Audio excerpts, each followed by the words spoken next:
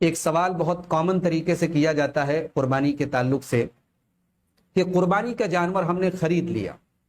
اب خریدنے کے بعد اس کے اندر کوئی عیب پیدا ہو گیا، ٹانگ ٹوٹ گئی، آنکھ پھوٹ گئی، کوئی ایسا عیب پیدا ہو گیا جس عیب سے عام طور سے قربانی نہیں ہوتی، اس عیب کے چلتے قربانی نہیں ہوتی، تو اگر ہم نے جانور خرید لیا اور عیب دار ہو گیا تو کیا اب ہم اس کی قربانی کر سکتے ہیں یا نہیں کر سکتے ہیں؟ تو آج اس مسئلے کو ہم انشاءاللہ اس مسئلے کو حل کرنے کی کوشش کریں گے۔ دیکھیے، اس بارے میں صحیح بات یہ ہے کہ اگر قربانی کے جانور کے اندر وہ عیب ہماری کسی کوتاہی سے نہیں ہوا ہے، ہماری وجہ سے نہیں ہوا ہے، ہماری کسی کوتاہی کی وجہ سے نہیں ہوا ہے، تو اس جانور کی ہم قربانی کر سکتے ہیں، کوئی حرج کی بات نہیں ہے۔ امام عطا، امام حسن بصری، امام ابراہیم نخعی، امام زہری، امام سفیان الثوری، امام مالک، امام شافعی، امام اسحاق ابن راہوے وغیرہ کا یہی موقف ہے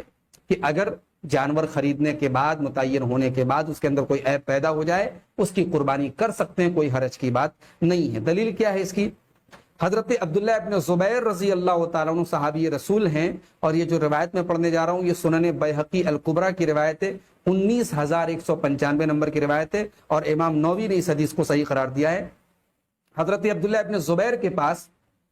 ان کے حج کے جو ہدی کے جانور ہوتے ہیں، جو حج میں قربانی کی جاتی ہے، اس کے جو جانور ہوتے ہیں، اس میں ایک کانی اونٹنی لائی گئی جس کی ایک آنکھ جو ہے خراب ہو گئی تھی، تو انہوں نے فرمایا کہ ان کان اصابھا بعد ما اشتریتموھا فامدوھا،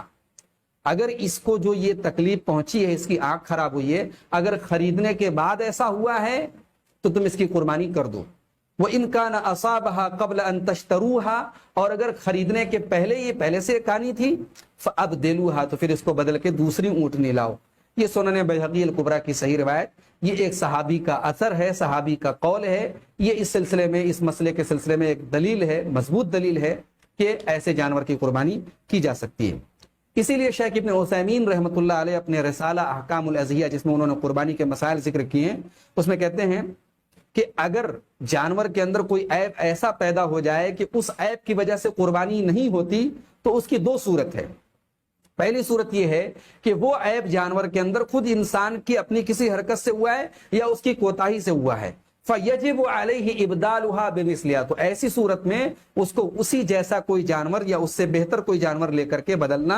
ضروری ہے۔ لِأَنَّ تَعَيُّبَهَا بِالسَّبَبِ، اس لیے کہ اس کے اندر جو عیب پیدا ہوا اس کی وجہ سے پیدا ہوا، لہٰذا اس کا تاوان اس کے ذمے ہے، اس کی بھرپائی کرنا اس کے ذمے ہے، اس کے بدلے کوئی دوسرا جانور لا کر کے وہ ذبح کرے۔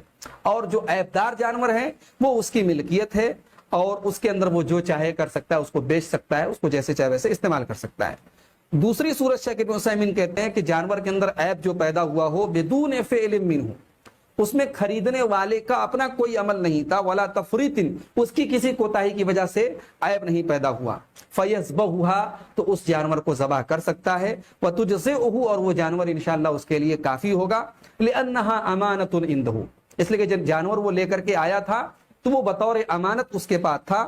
وقد تعیبت بدون فعل منہ ولا تفریط، اور جانور کے اندر جو عیب پیدا ہوا ہے اس میں اس کی کوئی کوتاہی اور اس کا کوئی عمل دخل نہیں تھا، لہذا فلا حرج علیہ ولا ضمان، لہذا اس انسان کے لیے قربانی کرنے میں کوئی حرج کی بات نہیں ہے، اور اس کے بدلے اس کو کوئی تلافی نہیں کرنی ہے، کوئی اس کو۔ اسی طریقے سے علامہ ابن تیمیہ رحمۃ اللہ علیہ فرماتے ہیں وَأَمَّا إِذَا اشْتَرَىٰ أُضْحِيَّةً فَتَعَيَّبَتْ قَبْلَ الذَّبْحِ،